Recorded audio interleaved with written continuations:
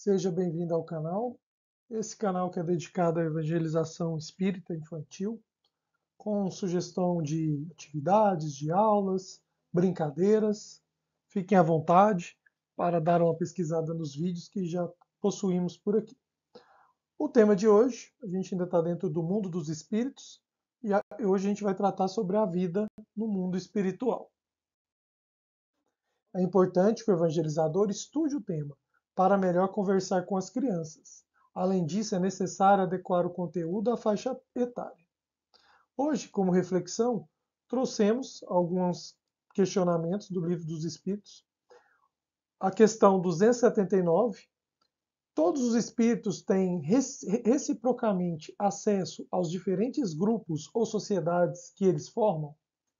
A resposta: os bons vão a toda parte, e assim deve ser, para que possam influir sobre os maus. As regiões, porém, que os bons habitam, estão interditadas aos espíritos imperfeitos, a fim de que não as perturbem com as suas paixões inferiores. Então a gente tem aqui, né, essa questão sobre onde habitam, né, os espíritos na erraticidade, né, quando não estamos encarnados. A questão 558: alguma outra coisa incumbe aos espíritos fazer que não seja melhorar-se pessoalmente? A resposta: concorrem para a harmonia do universo, executando as vontades de Deus, cujos ministros eles são. A vida espírita é uma ocupação contínua, mas que nada tem de penosa, como a vida na terra, porque não há fadiga corporal, nem as angústias das necessidades. Então, aqui também uma questão interessante, né, com relação à ocupação dos espíritos, onde ele menciona, né, que além de se melhorar, né, eles trabalham, principalmente, né, os bons espíritos, né, executando as vontades de Deus. E vários livros, né, do André Luiz têm exemplos, né, dessas atividades. Um deles, por exemplo, cita um espírito que é responsável por um trecho de uma rodovia, né, por garantir a segurança de um trecho de uma rodovia. Se eu não me engano, é os mensageiros. Ainda nas reflexões, a gente trouxe aqui a questão 565. Atentam os espíritos em nossos trabalhos de artes e por eles se interessam? Atentam no que provê a elevação dos espíritos e seus progressos. Então aqui a gente sabe, inclusive, que a resposta é um pouco mais ampla, né? A gente sabe que espíritos ainda não tão evoluídos, né, se preocupam com atividades menos interessantes, vamos dizer assim, né? Se preocupam com o álcool, com o uso de drogas, né? Com outras coisas que não são tão dignas, né? Então, os espíritos se ocupam, né, dessas questões de acordo com o seu adiantamento, né? E aqui, no caso, os espíritos mais evoluídos, com certeza, se interessam pela arte, pela música. E eu trouxe um trecho, né, do Reformador, onde comenta, né, a natureza do plano espiritual reflete as emissões mentais dos seus habitantes, sendo organizada por elementos semelhantes aos do plano físico, porém mais aperfeiçoados e leves, porque a matéria se encontra em outra dimensão vibratória. Então, aqui é interessante também que os espíritos, né, se reúnem, né, e as suas emissões mentais, né, os seus pensamentos, acabam moldando a natureza do plano onde estão.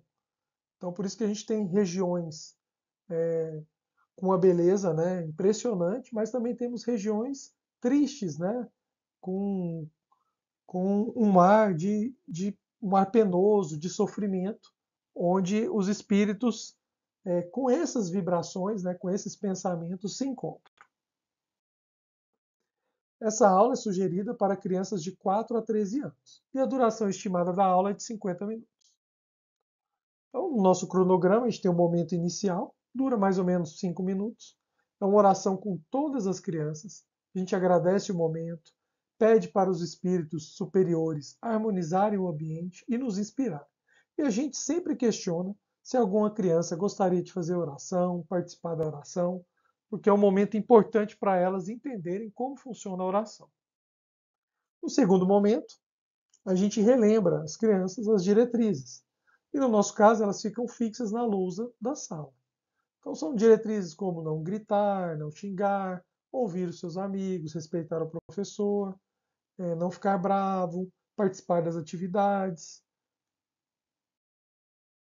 E ainda, né, no cronograma da aula, agora nesse terceiro momento, o evangelizador pergunta como as crianças acreditam que vivem os espíritos errantes, os espíritos desencarnados. Será que os espíritos vivem com familiares e amigos? Será que os espíritos moram em casas? Onde eles ficam? Será que os espíritos trabalham? Como eles ocupam o seu tempo? Então são questionamentos, a gente pergunta para as crianças, tenta incentivar respostas. Mas como que é? Será que ela mora numa casa? Será que tem uma cama? Como funciona? Em seguida, o evangelizador trabalha com as crianças que os espíritos errantes habitam locais dependendo da sua evolução. Dependendo do quê? Dos pensamentos e dos sentimentos que esses espíritos possuem. Da mesma forma, ficamos perto dos espíritos que temos afinidades de pensamento e sentimentos. Ou seja, os espíritos são atraídos por outros espíritos com a mesma condição de pensamento, de sentimento, com a mesma etapa evolutiva. E a reunião desses espíritos acaba criando o ambiente onde eles ficam situados.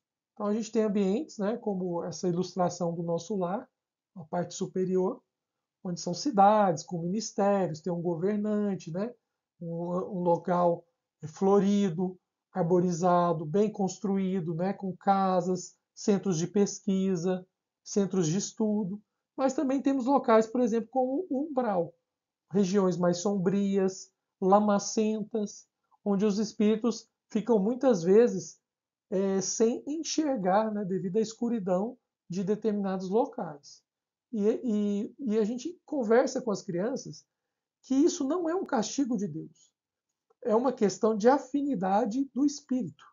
Pode ser alterada a qualquer momento, dependendo das nossas escolhas. E aí a gente é interessante até acrescentar para as crianças que muitas vezes a gente está em um local que a gente não gostaria, uma simples oração, um pedido sincero a Deus, com humildade, faz com que chegue os espíritos bons para nos resgatar e nos enviar a locais melhores. Então, como eu disse aqui, né, não é um castigo, e sim é uma questão de vibração do nosso pensamento. Mas basta que a gente eleve essa vibração. Como elevar? Uma oração, pensamento numa pessoa querida. Assim a gente eleva o pensamento. E é mais o motivo da evangelização. Né? Muitas vezes, dependendo, né, da situação de desencarne, o espírito pode se encontrar em regiões menos felizes, né, e ele pode lembrar daquela aula de evangelização, daquele momento feliz. E essa lembrança vai aumentar a vibração e ele vai conseguir ser resgatado. É importante que o evangelizador comente e mostre também algumas figuras relacionadas à cidade espiritual Nosso Lar, comentada no livro Nosso Lar, do Chico Xavier, e também no filme Nosso Lar.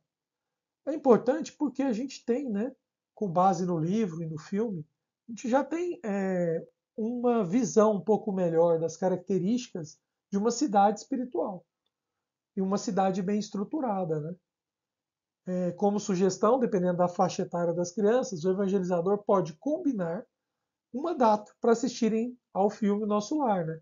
Então, dependendo da faixa etária, né? Crianças muito pequenas vão acabar não entendendo, mas dependendo da faixa etária é interessante ter sim um dia, né, para assistir esse filme. É claro que para isso é importante, né, ter uma estrutura mínima. Projetor, televisão, a sonorização adequada, iluminação adequada e, é claro, pipoca, né? Criança adora pipoca, então nesses momentos de cinema, né, é interessante que haja pipoca.